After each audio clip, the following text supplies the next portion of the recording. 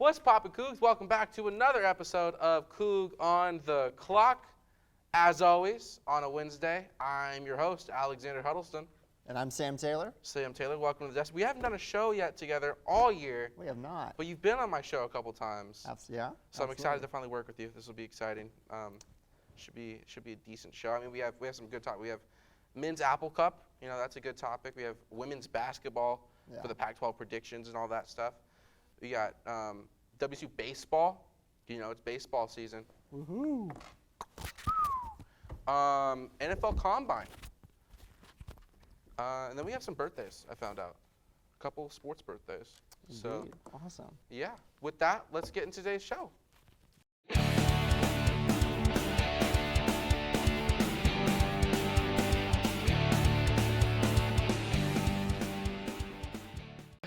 All right. First topic, we have WSU Men's Apple Cup. Big win. Was it Wednesday? Wednesday, yeah. Wednesday.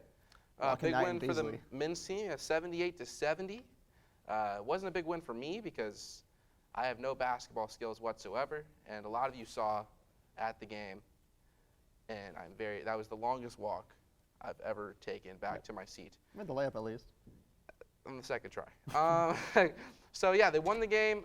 Big Mohamed Gay had 25 points, led the team in points.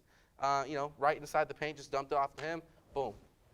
No way to stop it. Beautiful. Hopeless. And then F.A. with 21 points and 14 rebounds. A career high for him. The career high. Yeah, fantastic. Big men won that game. The big men. That was a big man game, and I loved it. It was great. Yeah. You know, it was great representation. I think that's the reason they won that game, honestly. Yeah, was I agree. because of that wombo combo of F.A. Abergidi and Mohamed Gay in the middle. It was fantastic. Yeah, they really made a difference, and you saw just how big of a difference they made in the very next game when they weren't involved as much. Right, and they lost 70-78, same score, which is weird. That's an anomaly. That's weird. Kind of sums up the rivalry. Like we each get our little punch. Yeah, and it sums up the men's season. Yeah. Yeah, I think. Go ahead, by the way.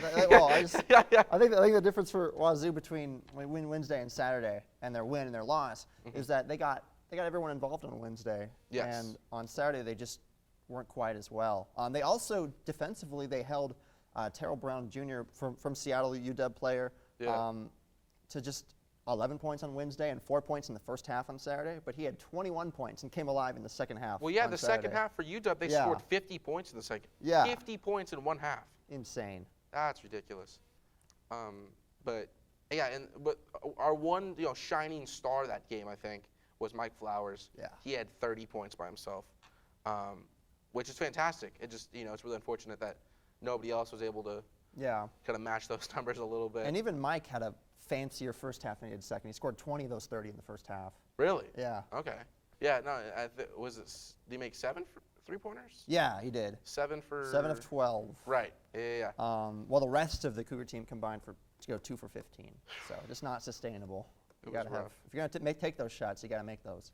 But I feel like they could have won the game if they just played with the same, I would say intensity, because I'm sure it was an intense game. But I'm saying like if they played with the same play style, like have Mo and have F.A. in the middle and get it to them. Get the ball to them, easy points. Yeah. Easy points. I'm no basketball expert, but UW must have done something defensively because I feel like if we could do that, we would. Right. Yeah.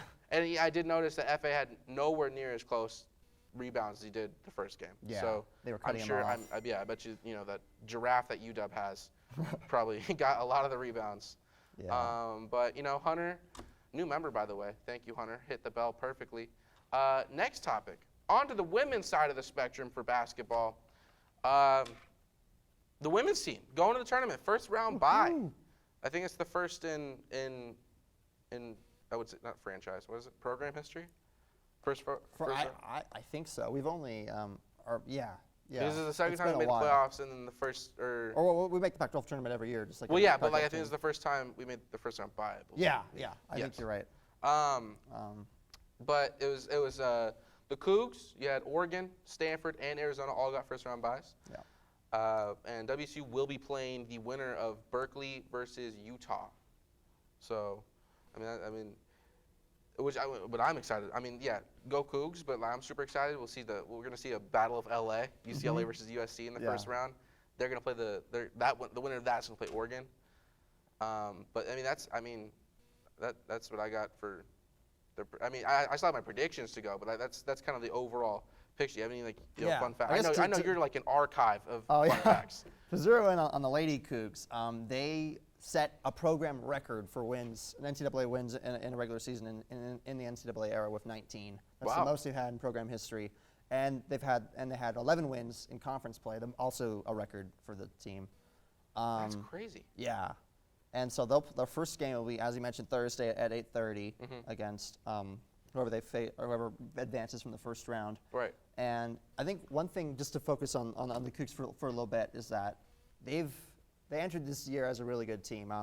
Coach Cammie Etheridge has built a really good squad, and pretty much everyone contributes. You've got Charlize Ledger-Walker, who leads the team in points at 457, and 3 other players, Bella Mercatete, Crystal Ledger-Walker, and Joanna Tedder each have over 200 points to their name. And it's a great team. Yeah, it's a fantastic team. It is, and just it's really fantastic because they spread the ball around, they do a good job, and you've seen them grow. Because against Stanford in January, on January 2nd, they lost by 38 points. Shellacked. Yeah, got annihilated. In our recent game against Stanford, the second of the series, we lost by 7. So still a loss, but I feel like if there's a round 3, it may go a different direction.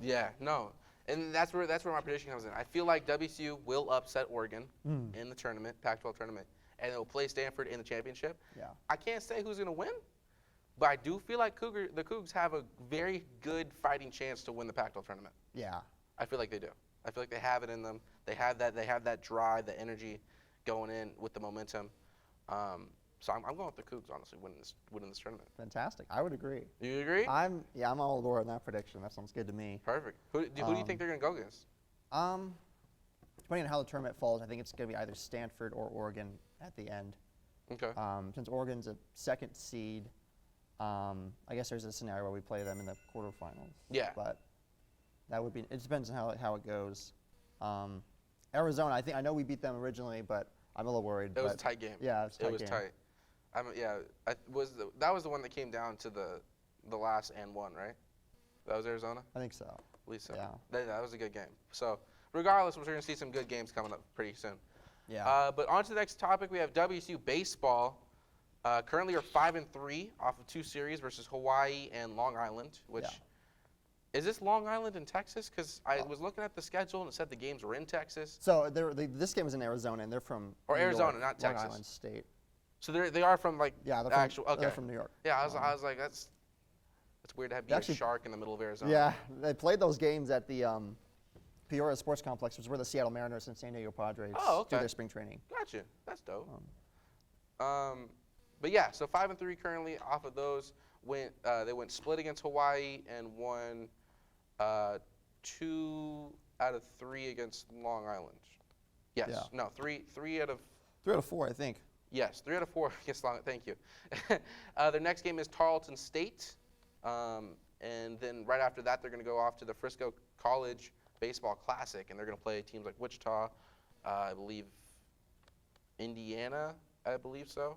Yeah, so the teams down. They're going to play, you're right, Texas A&M, Wichita State, and Iowa. Iowa, not Indiana. Iowa, there it is.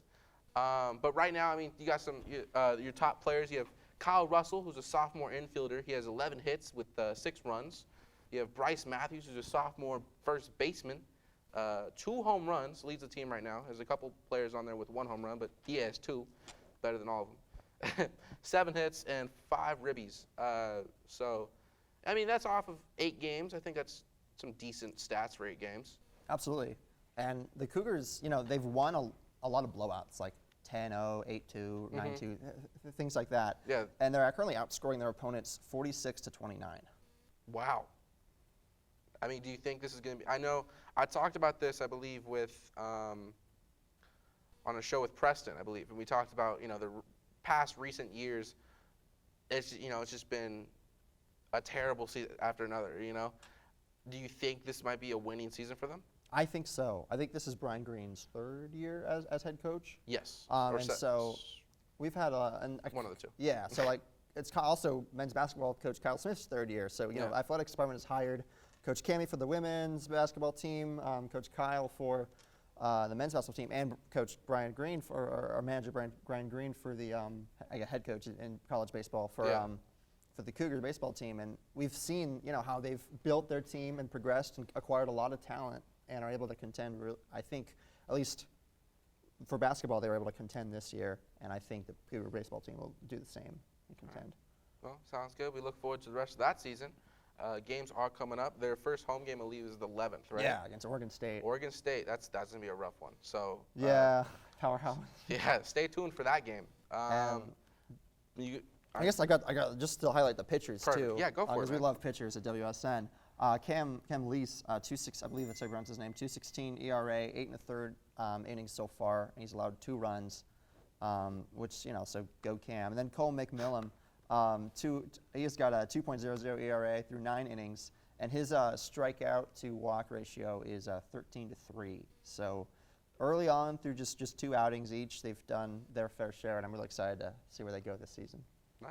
All right. Cool. I'm excited. Get to see some Cougar baseball coming up. Final topic of the show, we have the NFL Combine. It's coming up, I believe, starting yesterday, but tomorrow for today, but yesterday for when this comes out. Yeah.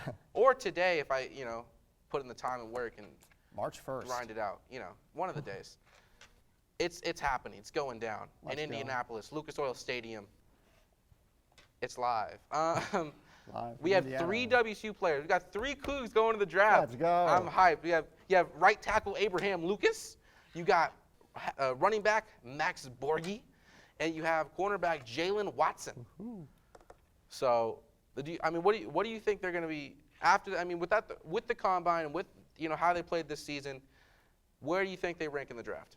Well, looking at there's a multitude of opinions on the internet. Just glancing at the internet for a few minutes, and just knowing the players, of course, and seeing them play fantastic Cougar careers. Max Borghi is probably going to be a 4th or 5th rounder, maybe late 3rd.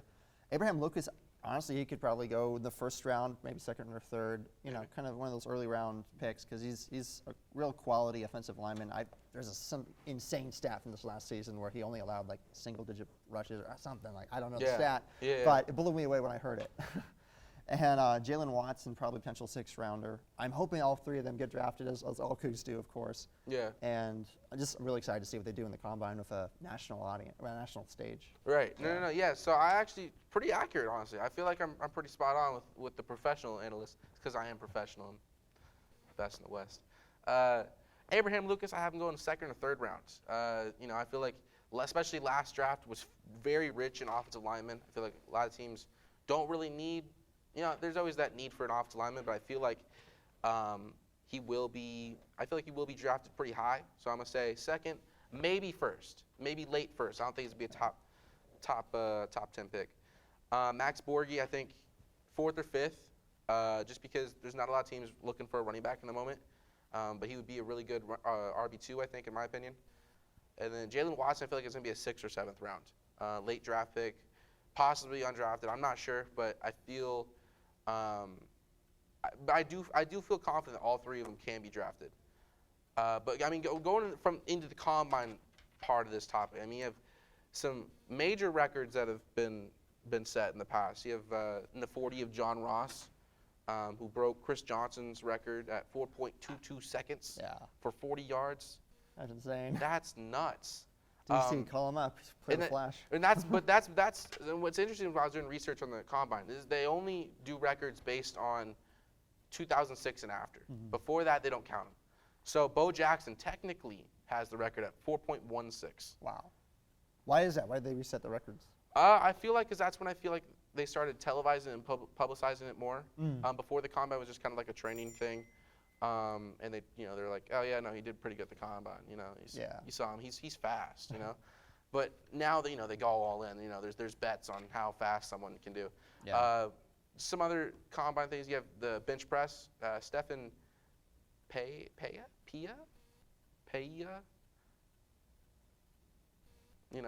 Defensive tackle, got drafted by the Bears. He had 49 reps. Wow. I don't even know if I could do like 12. That's crazy. what I thought was really cool was the broad jump corner Byron Jones. Not only broke the combine record, got 12 feet and 3 inches, but he also made that a world record. Whoa. Right. So there's world records being broken at the combine. That's fantastic. It's awesome. I love it's one of my favorite times of the year.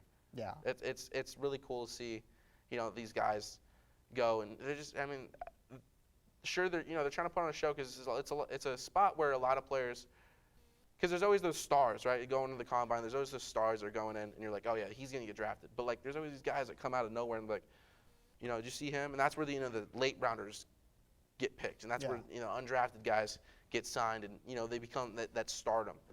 So it's a very exciting time for a lot of people and a lot of football fans. Yeah, so and it's a chance where the excitement is palpable.